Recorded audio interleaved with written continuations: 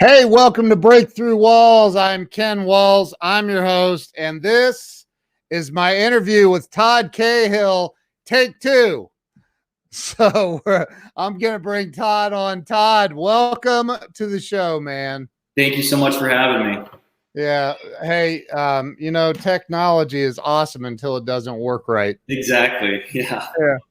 So Todd, we're starting fresh here. So let's talk about start with where you were born and raised. Yeah, I was born in. Well, first of all, thanks so much for having me, Ken. Thanks so much for interviewing me and doing obviously what you do to really inspire and break through walls and help people just really have the breakthroughs in their life. So it's always an honor to be interviewed, and thank you so much for having me on today. I was actually born in Amsterdam, New York, and I know Kirk Douglas just passed away, but I was born in the same hospital that he was. Wow. Yeah, so that's but it's a small town of like 14,000 people. In that area, we're known for gloves. So I kind of born and raised next to a place called Gloversville, and that's where kind of gloves were, I guess, invented. I don't know, but they used to sell a bunch of gloves there years and years ago. But born and raised there until 18 years old. Went to private school, then public school for sports. Got a Division I scholarship to run track and also play basketball. And then went to college in the South, and that's kind of really where my adult life journey began, for sure. So you say you went to college in the South, like the Southern United States? Yeah, Chattanooga, Tennessee. Oh, nice. I just talked to a buddy of mine, a doctor friend of mine. He lives down there. It's awesome. Yeah, I was at Tennessee Temple University my first year. Then I transferred to Liberty University for a few years and played I was a decathlete, and then I also played college football. I actually walked on the football team. They were D1 AA, and I was fast. Receiver. You there? Yeah, there we go. Yep. And played football. I never even played football in high school. So that really was what made me a man. The two-a-days, around that camaraderie of my teammates, and kind of hence my journey began from like the mindset and the you versus you, if you will. That's awesome, dude. So you there's Glow. She's awesome. She's in New York. So you were in Chattanooga, which is, by the way, I was just down there for the first time. I mean, I've driven through the outskirts of Chattanooga before, but I was down there a couple months ago for a couple of days, and wow, what a beautiful town. Yeah, I haven't been there since 2000, but wow. I'm sure it's nicer now, yeah. Well, the mountains are still there. Yeah. And that beautiful river, man. I mean, it's just gorgeous. So you went to school down there, and did you graduate college? No, actually, no. I dropped out after my third year. Okay. And then at Liberty, well, not really dropped out. I just I quit for a little while because of money and stuff. And long story short, I gained so much weight muscle wise that I wasn't as fast with my full scholarship. So they cut that scholarship, and then I had to wait a year to get the scholarship for football. So I'm like, I can't do this. So I actually was already involved in sales, and we were marketing newspaper subscriptions to all the Food Lions and the Kroger stores. And I hated sales, but I started getting good at sales, or I thought I hated sales in the beginning because my parents were salespeople, and I said, I'm never going to do what they did. But I started to do it. I was making like $100 in 3 hours at a college student, so that could pay a lot for Papa John's and stuff at that time. So I got a couple of friends involved, and we kind of built this big all over Virginia, this newspaper kind of thing where I would recruit people and had people working for me, and just kind of focus on that. And then that kind of introduced me to the world of sales and entrepreneurship and not working for someone else. Wow. So, and when was that? What year was that? 2000 to 2001, 2002. Yep. And then after that, I got a call from my old college roommate, and he just got a job for John Maxwell. Obviously, a lot of people on your broadcast have heard of John C. Maxwell. Yeah. I've been reading his books since I was a little kid, actually, and Zig Ziglar's books. My mom was in Mary Kay, so there was always personal growth books around the house. And Gabe Lyons, who now is a New York Times bestseller, was the vice president. And I was interviewed, and at that time I was blowing up. I moved to Myrtle Beach. I was the director of the the newspaper there, and I was only 21. Bought a condo on the ocean and everything, and I was like, yeah, but I was pretty lonely in the fact that I didn't really know anybody. It was a snowbird area in Little River, South Carolina. So a lot of people came and went, so there wasn't a lot of community. So I got an interview with John Maxwell. It was such a big deal. And I was interviewed when I was in South Carolina. He was in Atlanta, Georgia. And I got the job over the phone. And I had was it with John or with one of his people? No, it was with a guy named Gabe Lyons. You should definitely look him up. I mean, he would be an amazing person to interview. He's just incredible, massively. He's a New York Times bestselling author now. Him and his wife, Rebecca, just really mentored me and stuff. But he hired me, and he was a Liberty grad, so that's where we hit it off. And he gave me a shot. He gave me a shot when I was like 21, 22. Yeah. And then I moved everything to Atlanta, Georgia, and the base salary was $25,000. So it was hardly anything. Wow. So I mean, I didn't care. I wanted to be around John's team. I didn't even know what that looked like, but that's where, I mean, I could talk about like what that really made me become. Yeah. All that. So, I mean, and yes, I definitely want to hear that, but my question for you would be, what were you hired for? Sales with John Maxwell? So he has at that time, and that was before it was sold, and he kind of rebranded. This was back in 2001, 2002. I was in charge of the simulcast division. So what was very interesting is when anyone that's watching this, it's like, in sales or in business, what really connected my head to my heart was the fact that I would call pastors all across North America and Canada, and I would connect them to the business people in their communities. So John would speak leadership in Atlanta, and it would be simulcast all across the nation. But he would get like Joe Gibbs of Joe Gibbs Racing. Obviously, he was a Washington Redskins Super Bowl coach way back in the day. Back then, it was like Rudy Giuliani. Obviously, Rudy was big because of September 11th. And then we would have like Ken Blanchard of the 1 Minute Manager, and just some really big Jack Welch. I know he just passed away. Jack was a huge hero of mine, and he was actually a part of the simulcast. So what my job was to call pastors to have them host a Saturday event to bring in the business people in their community, because sometimes business people don't want to really go to church and they're scared or whatever. They just don't really, maybe are not really connected. So the pastors wanted to open up their church on the Saturday to a leadership conference all over the country in Canada. So I became like the #1 salesman. Mark Cole was my mentor. Now he's the CEO of the John Maxwell team, travels all over the world around with John. So it was a true 2-year process of me like learning how to really market something that I really did believe in. And that's where my journey of like leadership and that anyone can become a leader and that you can develop into a leader, that really kind of emerged in my life, where I never really was a leader or thought like you had to be born a leader or something like that. So that was really that process of learning how that really worked. That's incredible, man. So did you ever like hang out with John? All the time. Yeah. He was, this was way before he was really, really famous. In fact, at that time, the 21 Irrefutable Laws of Leadership just came out, and a couple of years prior, and I think it just hit 1 million sales. And he was always traveling all over the world. I'd travel sometimes with him, and then we did a Catalyst event at Andy Stanley's church. That's the church I used to go. That was an amazing event for 40-year-olds and under, pastors all over the country. So I was involved in Catalyst. I was involved in the simulcast, Maximum Impact. That was the name of it back then.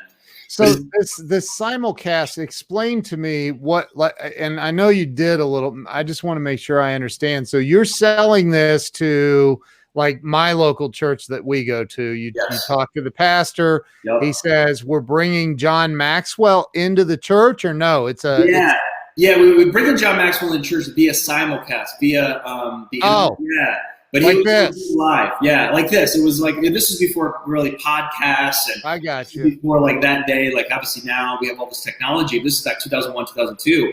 Yeah. It was awesome. It was a huge production. I would kind of guide the pastors also to profit from it, not in the pastor, but the church. The church make a profit to help fund their ministry. So it really had the heart of the nonprofit there, developing leaders in the community, bringing the business leaders that wouldn't go to church. Maybe they're afraid of it. Maybe they're afraid of even God or spirituality or something, but it would kind of open up that community on a Saturday, not a Sunday. So that the lay people and the pastor could really meet the business community, all the business owners in the local area, all across North America and Canada. It was pretty amazing. Some of those business people need to be afraid of God. Yeah. Yeah, absolutely. I'm just kidding. So wow. So you that's pretty, and it was all over the US you were doing this. Yeah, so I was based in Atlanta. It was the only corporate America job that I've ever had, sitting at a cubicle. This is where I learned my work ethic. Banging the phone. Yeah, this is what I read about my book, You Virtue. It's like, there's this thing, Mark Cole, I have to credit him this. Mark Cole, you can look up, he's now the CEO of the John Maxwell team. I couldn't go home. So check this out. I couldn't go home. I had to show up 8 a.m, and I couldn't go home until I made my 50 dials. So I'd have to call 50 pastors, and I'd have to speak to 20 people a day minimum. But that was my kind of KPIs or my high payoff activity. So it kind of got me, when I entered the world of network marketing, that's what got me my work ethic. That's what got me my base. I was so afraid of this thing, the phone. We had obviously the old fashioned phone back then. And that's where I started learning communication and sales.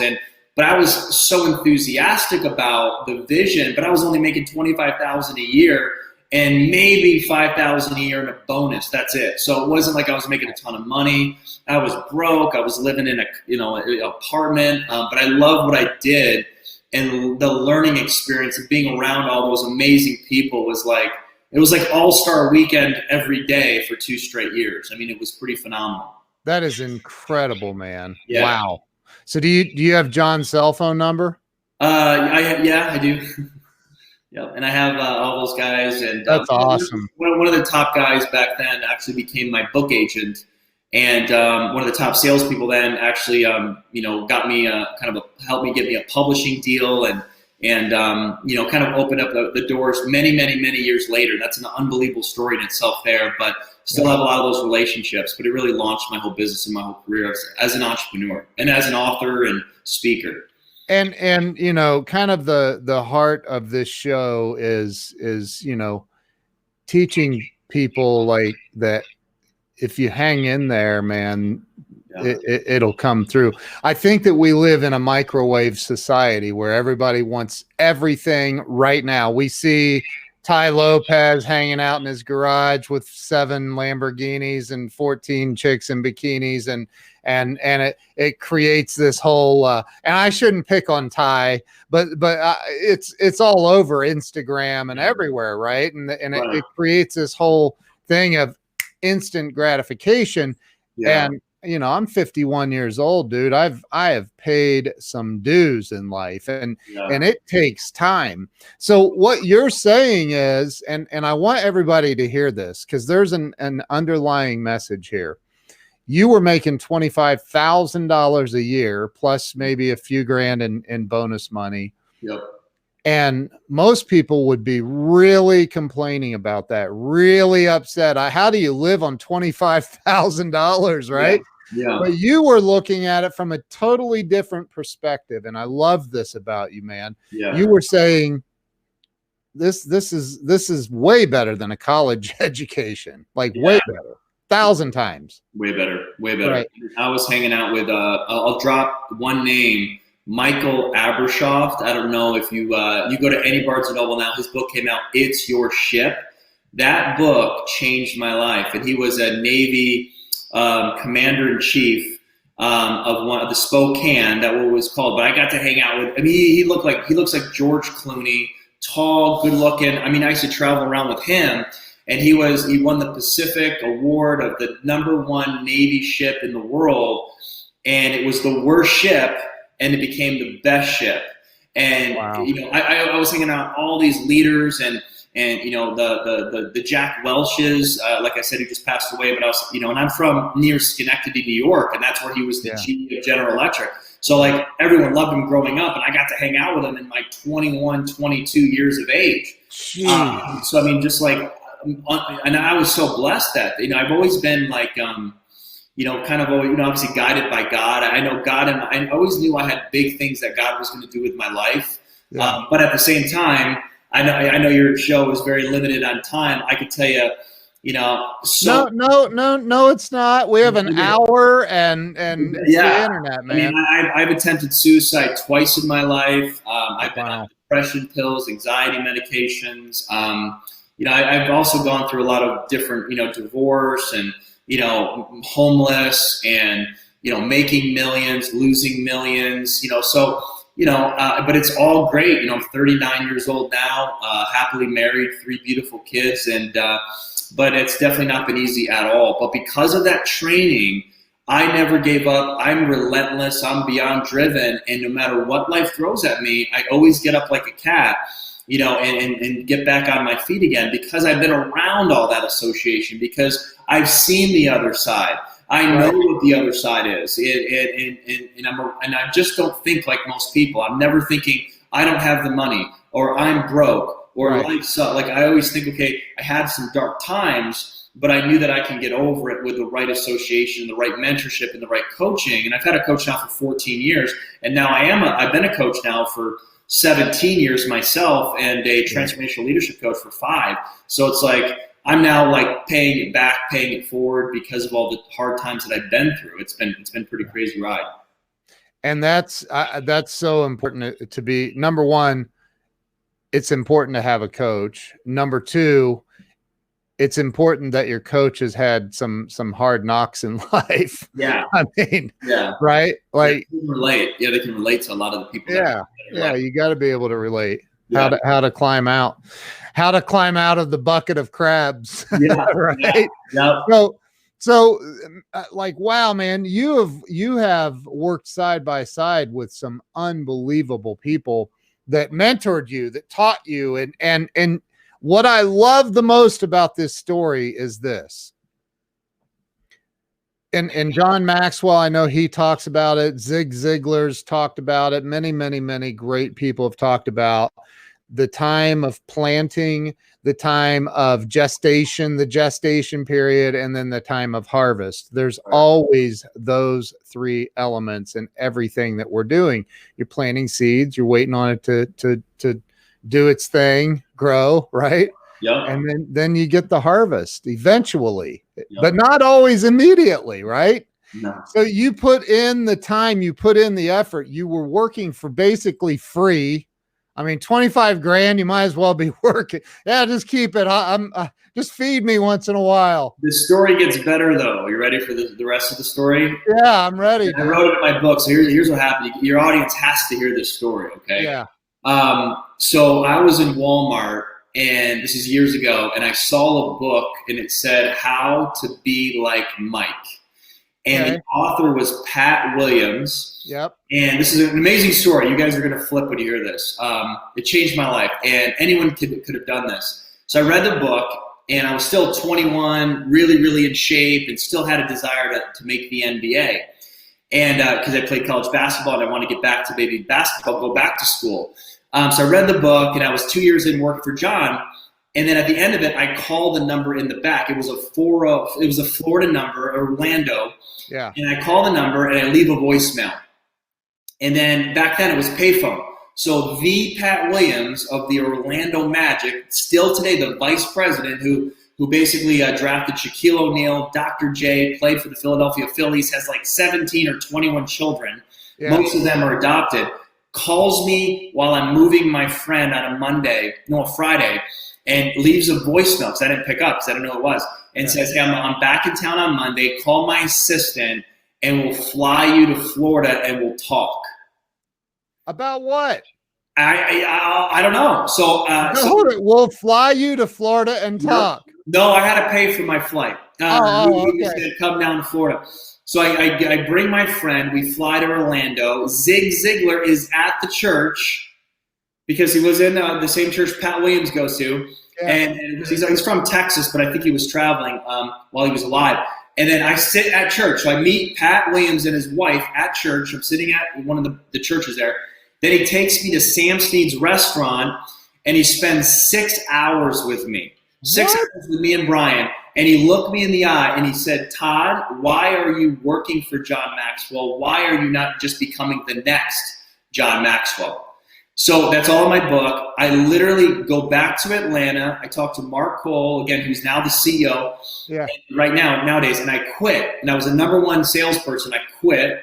And I go back to my home church in upstate New York. I put on a John Maxwell event by myself.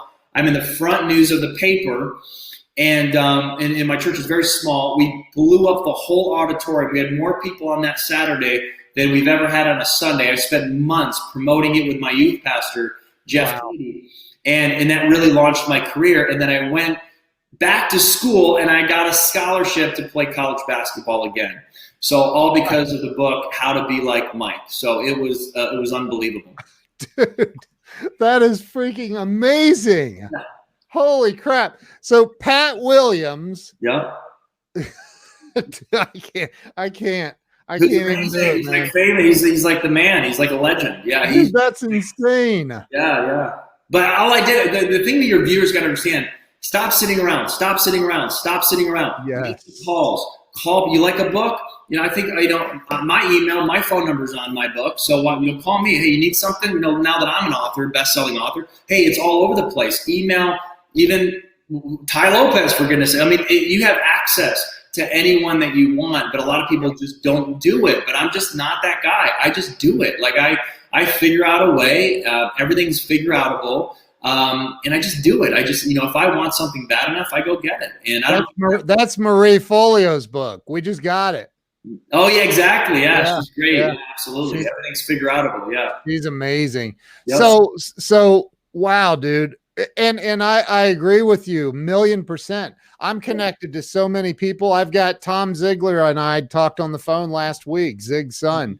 Like he's a good friend of mine. So is Julie Ziegler. And like not the only reason, but one of the biggest reasons that I'm connected to so many amazing Mark Victor Hansen and his wife. I was texting with him yesterday.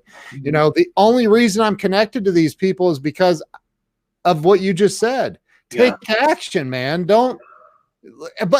And let's talk about this because I can call Tom Ziegler.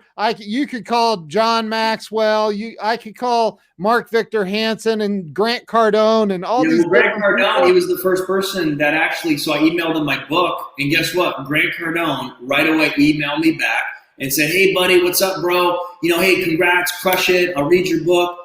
I'm like, the Grant Cardone, and I got amazing. He's emailed me right back, and not his assistant. Right. Yeah, that's the kind of guy he is.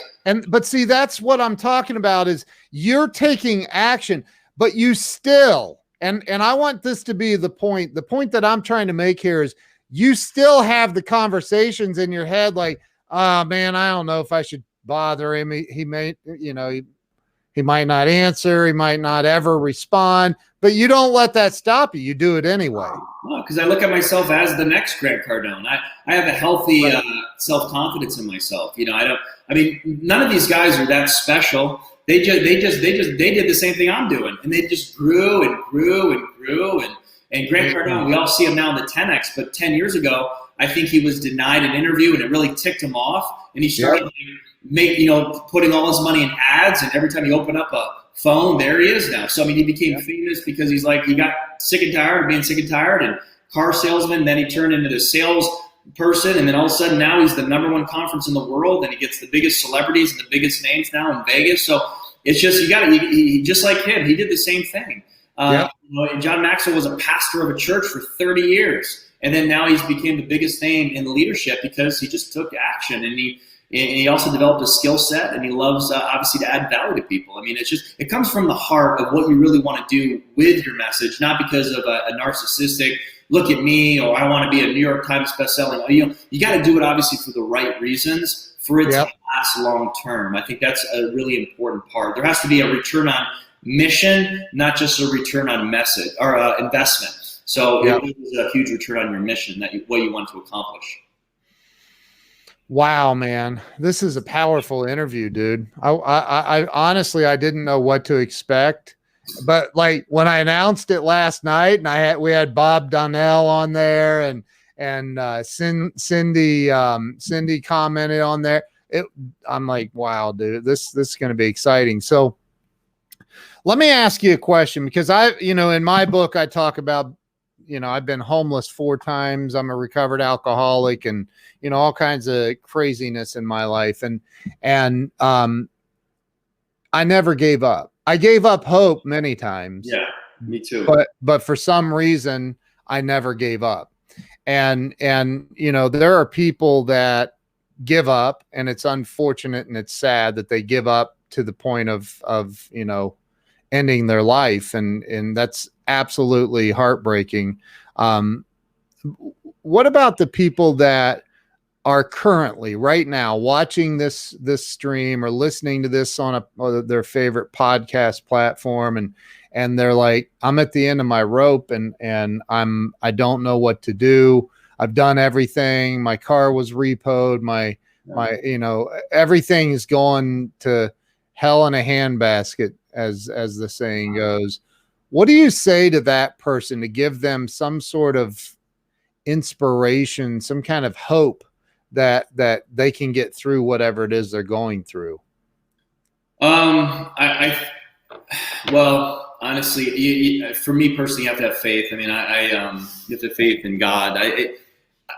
I'm very, I'm not a lot of people say, well, I'm a Christian. I don't even know what that means nowadays.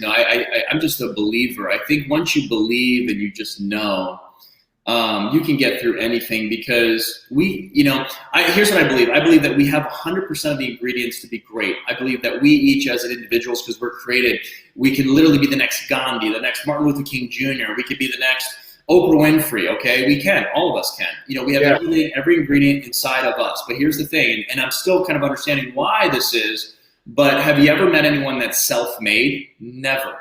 There's not been one person on this planet, including Jesus Christ himself, that's self-made, because he had his father and he had 12 disciples. So we always need people to pull it out of us. So that's why I love what I do, because my job as a coach is to pull it out of us subconsciously, but also consciously. So subconsciously is all of this thoughts and our emotional traumas and our baggage. I've been sexually abused. I've been verbally abused. I've been physically abused in my life before I even hit the age of 15 years old. So I had a lot of trauma. There was a chip on my shoulder for years. That's why I think I was good in business for up until I had the whole, suicide attempt. So I had to release that baggage. But at the same time, it's not just me. I can't do it alone. So I think sometimes, especially men, feel like they have to do a lot by themselves. They have to be a provider. They have to crush it. They have to work hard. They got to be great dads. There's a lot of pressure.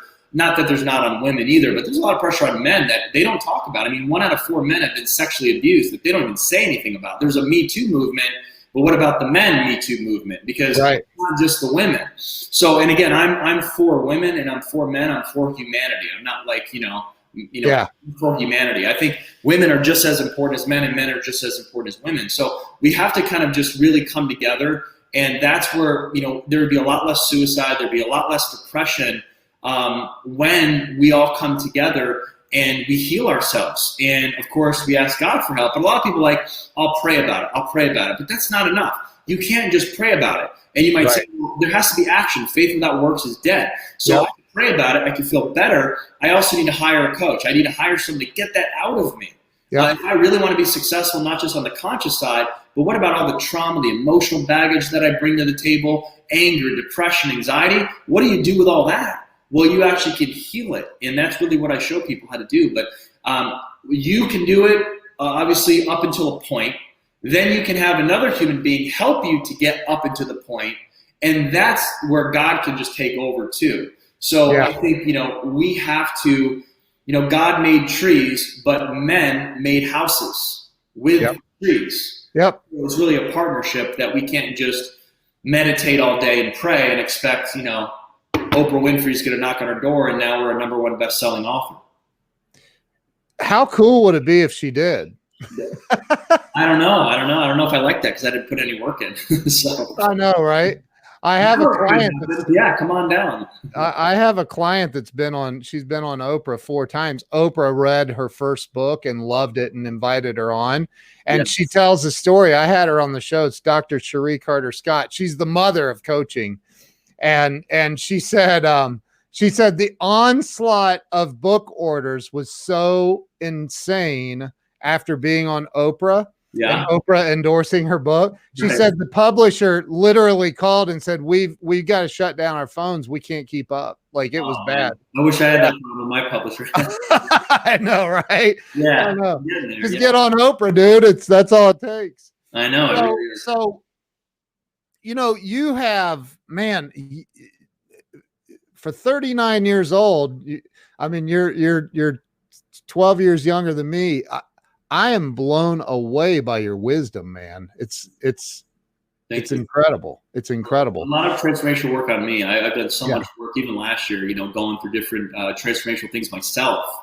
And I think as a coach, you're a coach yourself. I think if coaches don't get coached, they won't be very effective coaches. So I'll always have my own personal transformation coaches and things that I'm doing privately, so I can put on the best face and just be who I really am, but at the best version of myself, all the time.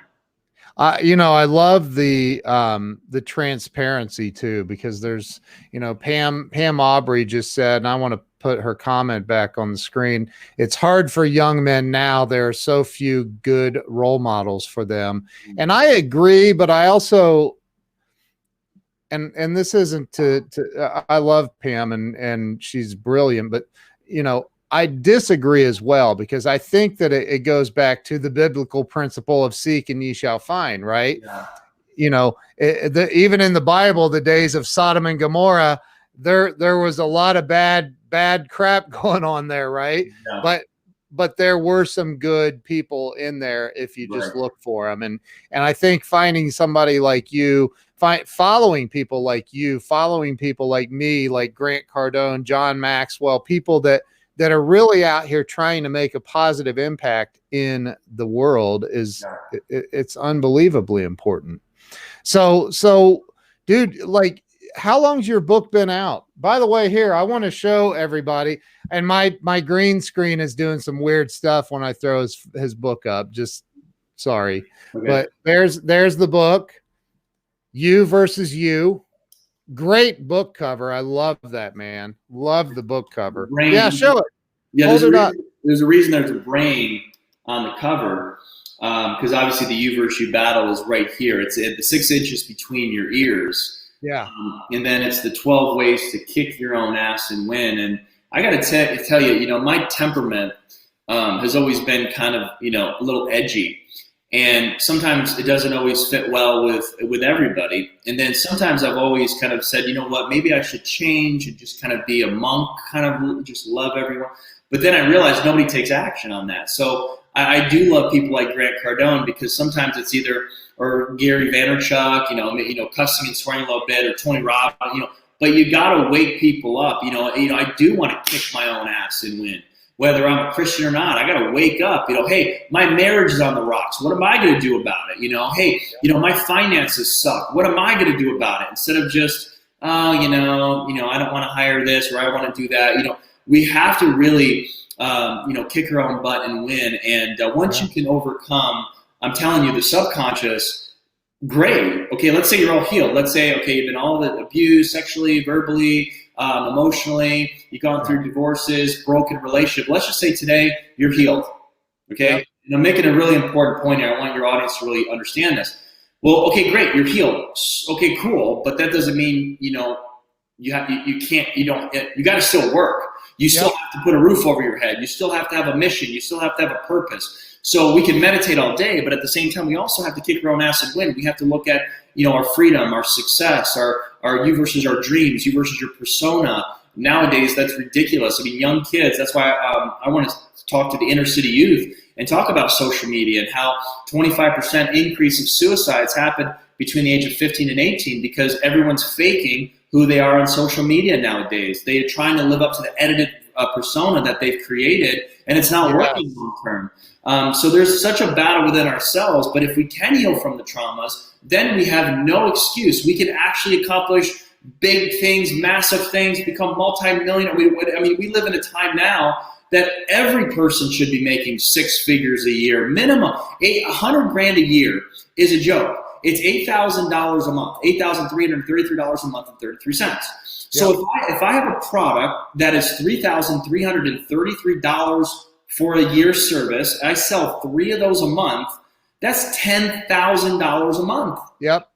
That's it. But people are giving 50 hours a week to a job they can't stand. 76% of people hate their job, can't stand their job, can't stand the people they're around. They ain't no John Maxwell's at that job. There ain't no Mark Knowles at that job. But they'll do it for $4,000 a month before taxes, living in Southern California. They hate their life, contemplating suicide a couple times a year, but they can't come up with their own product for $3,000 and sell it 3 times a month, and they're making $10,000 a month on their own, working from home.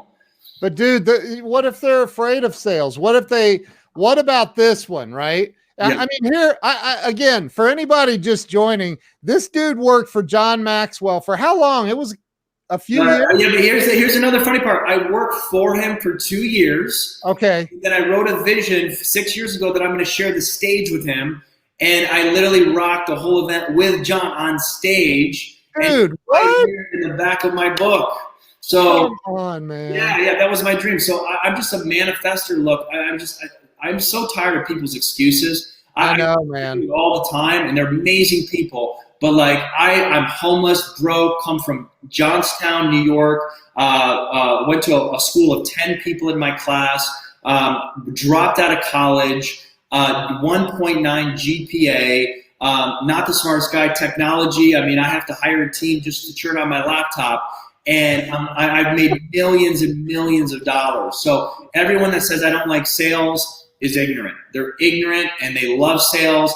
And they watch a great movie, Netflix. How many times have we watched The Ozarks, or we watched a great show and we're like, blah, blah, The Office, blah, blah, blah, blah, blah, blah, blah, Yeah. blah, blah. That's sales. That's all at a low level, at a low vibration. But what if you find a passion, a mission, a desire to do this and change humanity? It's not even really, it's just your life work. It's not even sales anymore. So I had to go from selling a product to my life mission. Like John Maxwell, his life mission is developing leaders to add value all over the world. That's it. So my mission is to help people subconsciously so that they can perform consciously and basically heal from their emotional baggage with my partner and with my coaching partner. And that's what we're doing. And, you know, anyone can make more money. Anyone. And by the way, money does make you happier. I mean, shut up. We are laying it down today. Happier. It's not the only thing. 70% of couples fight every single week about money. Just make more money. Just stop. Everyone with this whole money doesn't make you happy. It does make you happy. Okay. I love my 6,000 square foot home, looking on the golf course, having coffee every morning. Is it the most important thing? No. But I also know what it's like to be homeless. I'd rather be rich than homeless. Okay. So, you know, anyone can have abundance. You just have to know what you want. Dude. Amen. Amen. And amen. I mean, this is powerful. I was not expecting this. I'm just going to be honest. I wasn't, man. I was expecting it to be like, yeah, this is going to be a good dude because Bob said so. But like, dude, he's such a great guy. Yeah. Bob's awesome. So wow. Okay. Let me get my thoughts together for a minute. Cause I literally I got chills, man. I feel like John Travolta right now. I haven't even got started yet. I mean, I'm just, I'm like a happily pissed person because I want to really help so many people, but I hear so many excuses over the years, and it's just the greatest people that could become the greatest people out there, but they have everything inside of them, but they're just not willing to take that next step and say, I need help. And that's another thing, your audience, a lot of people have ego, and I love Dr. Wayne Dyer because Dr. Wayne Dyer had a massive impact on my life. My favorite. He is my favorite. He's one of the greatest treasures of the past 100 years. Yep. And it's ego, and our egos are really, edging God out. I get that, but our ego tells us we don't need help. Our ego says, don't ask for help. Don't ask for money. I had a friend, still to this day, amazing story. Ryan Lelf, look him up, Ryan Lelf. and he had stage 4 cancer 5 years ago. He was given 2 weeks to 3 months to live. I worked with him when I worked for John Maxwell, and we're the same age. He had no health insurance. He had 3 children, married, and he had no money. So no health insurance, no money, married, not happily at that time, 3 children, gambling debts, all this stuff he did, bad choices. Stage 4 cancer. Wow. He calls me up and I say, we have to start a GoFundMe page. And he's like, that's a great idea. He wasn't even thinking about it. I just put that 1% awareness. I posted about it. He took that idea and raised $200,000 on his own. He inboxed everyone he knew. He said, he wasn't saying, I'm dying, please help. He did it professionally, but he was on a mission and it was his own survival. And he raised $200,000. Now, if he did not do that, he would have been dead 4 years ago. Dead. Wow. So someone says, I can't afford your coaching, Todd, or I can't afford to start this business. BS, BS, BS. Amen, amen, amen. Cancer, what are you going to do? Well, I don't want to ask for money, but you have stage 4 cancer. He was going to leave his 3 little kids and his beautiful wife for the rest of their lives if he didn't wake up, have some balls, and go ask everyone he knew for money. Yep. And he raised $200,000, got healed, completely healed himself in Mexico, comes back, gets it again, and then heals himself. And now he is a transformational coach. He's helping people literally heal themselves of their past traumas. He literally helped change my life a year ago in a dark situation I was in. It was my angel and got me to go to Choice University. I graduated 3 times last summer, and he totally changed my life a year ago to get me the idea that I have of what I'm even doing now with my clients. So don't tell me that you can't do something, because I always tell people, you have stage 4 cancer, go. Yeah. What do you do about it? Well, and you know, I've used the example of if you were sitting in jail falsely accused and you had to make bail and come up with 10 grand, you'd figure out a freaking way to do it. Like you would figure out a way to do it. So I'm with you, man. And again, I think that what makes you a great coach, me a great coach, what makes a great coach or a person, a mentor, is somebody that's been through the crap, man. Yes. Been through the crap. And I want to bring up that you just said a year ago you went through a dark time. I've been through them in the recent years. You know, that is life, man. And I think that people are, you know, we're looking for a mentor that we think is perfect, and there's no such thing. Yeah. There is no such thing. Thank God. I talk about that a lot. Yeah. Exactly. We all have our thing. We all have our addictions. We all have our things that we're overcoming. But thank God for things like prayer and meditation. You know, anytime that I feel hopeless or depressed, I just meditate. You know, I literally, you know, either through guided meditation or still meditation, because we also have a soul. So if we're always so busy, you know, everyone's so busy. Everyone, you know, I'm busy, but they're busy at doing nothing. There's no goals of any of this busyness in American culture.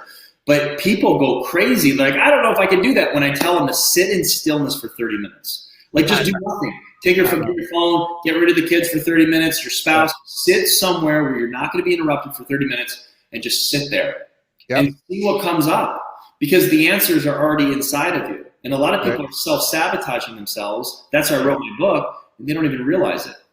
I have a whole chapter on meditation in my book. And I've done it for over 16 and a half years. I've meditated every single day of my life. I will not miss a day.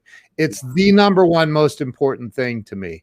And so get what he is saying, y'all, like for real, because people have heard me talk about this, man. And I love the fact that you're talking about it. Yeah. And I also, look, I know Christians that are like, oh, well, wait a minute. What kind of meditation?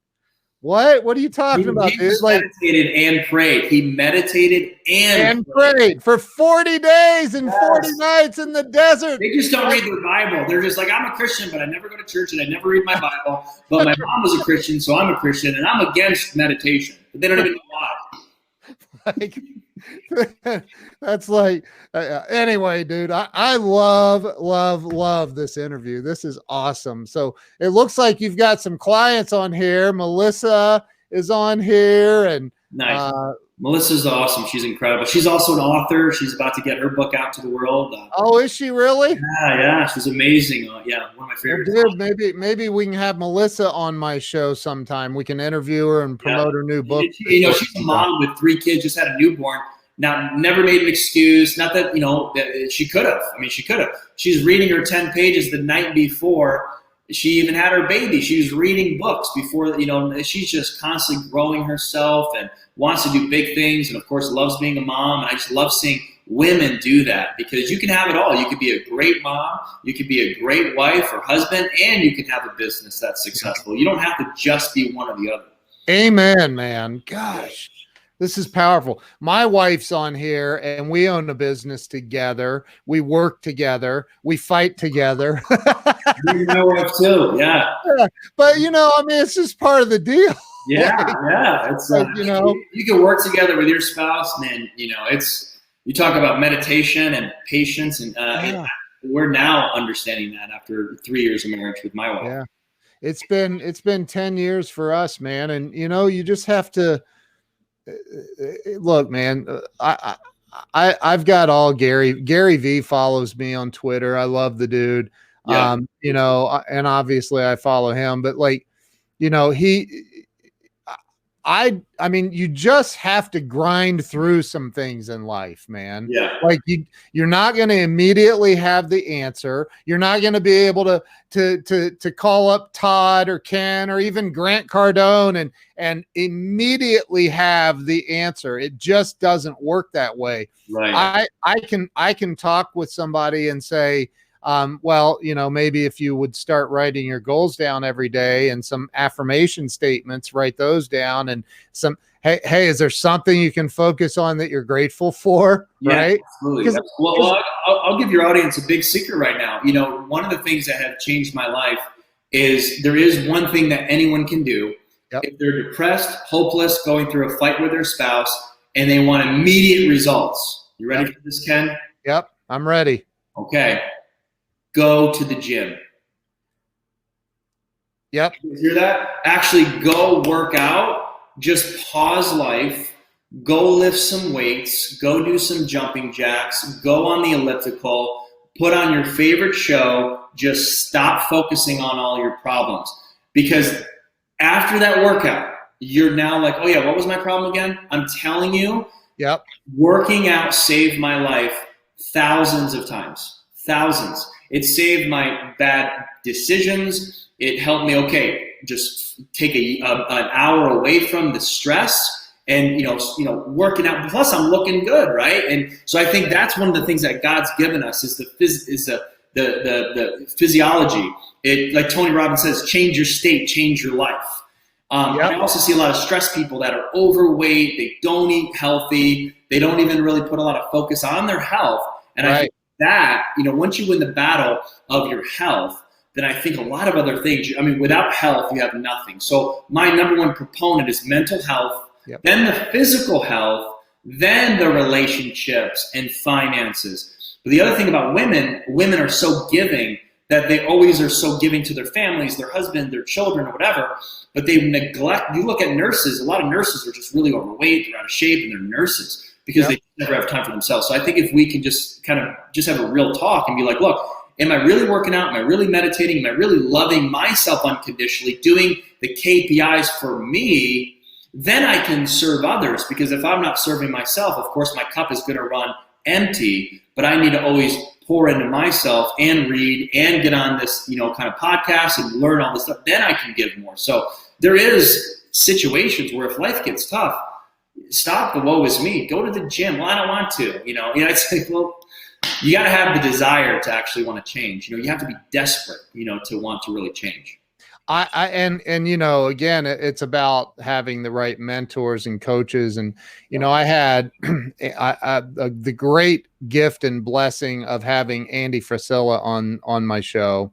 Yeah. And I interviewed him. He actually he went over. He went an hour and 7 minutes, and I was like, I was feeling guilt, like, dude. But he kept going. I'm like, hey, we'll go all day, bro, if you want to. So, but like, you know, he said at the end, towards the end of the interview, I said, well, dude, I didn't even bring up 75 hard. You know why?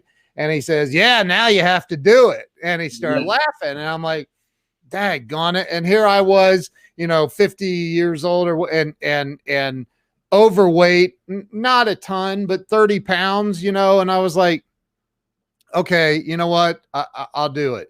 And my wife and I both did 75 hard and completed it all the way through. It's very tiny, small percentage actually does it all the way through. Yeah. And dude, it changed everything because I you know, first off, I was in the best mental shape of my entire life. Everybody's like, and I love the fact you're bringing up the gym thing because when you start, here I walk out, you know, I live in this neighborhood with all these doctors and people around. And I'm like, here's this fat old man, me, walking the sidewalks of our neighborhood for 45 minutes every single day, twice a day, doing workouts. And I'm thinking, man, they're all going to call the police on me. Like something like there's some fat old man walking around the neighborhood. Right. Yeah. But dude, do whatever it takes, man. I mean, I've done Ironmans, marathons. David Goggins, we're actually going to, you know, look to have him at an event that we're doing. And you know, he's the guy, man. I mean, I'm just like his little brother, man. I put my body through the hardest things, and it just changed my mindset no matter what I go through. I've done Ironmans and marathons, and he does, you know, 250-mile races. So our mind and our body can do so much more than you think. So I'm 39. I've never looked better. I mean, I hate to say it, but I mean, I look better now than I did 10 years ago because I just eat right and I work out 7 days a week, and it's part of Beyond Driven. It's part of the You vs. You, and I'm the author of it, so I better look the part. And but I just love it, and I just have a passion. You know, probably the athlete inside of me is just like, you know, and that's what's crazy about these athletes. They get all fat after they become like the greatest body specimen, and they just get all fat after. You know, I'm not that way. I'm going to be in shape till I die. I mean, I'm not going to be that guy with a huge gut when I'm in my 50s or 60s. I mean, it's just not possible. So I think that once you do something over, like you said, 75 days, what if you did it 750 days? Right. It's just a mindset. It's just habits. You're going from bad habits to good habits. Anyone can start, you know, but even after a week of working out, you're going to feel a difference. You're going to look better. And I'm married. So, you know, at the end of the day, like my wife still has to be attracted to me. Yeah. You know, I got to be attracted to her. You know, it's like, yeah, we might love each other unconditionally, but hey, I don't want to, you know, I like to be attracted to my wife, and I want her to obviously to be attracted to me when she sees me with the shirt off. So it's like we have enough motivation. It's not the most important thing, but it helps you just to have a very healthy sense of energy. You get obviously a lot of energy from it. This interview takes a lot of energy to pour into people. So it does. Yeah, it's just part of the to-do list. It's just have fun working out every day. See what you can do. Push yourself. Dude, I think we should have you on once a week. Let's do it. Like you first off, if you guys don't all go out and get his book today, unfriend me and never watch this again. Like this is insane. I bought it because I wanted to have a copy of it before you came on and you know, support you, man. And I'm definitely reading it. I love your energy. I love what you stand for. I love I think you said I'm happily pissed off. Yeah. I'm happily I freaking love that, man. Yeah, I just made that up today. That's new. I love it. I'm the same way. Yeah, it's just like, when are people going to get, you know, I kind of end with this, you know, profound kind of thing.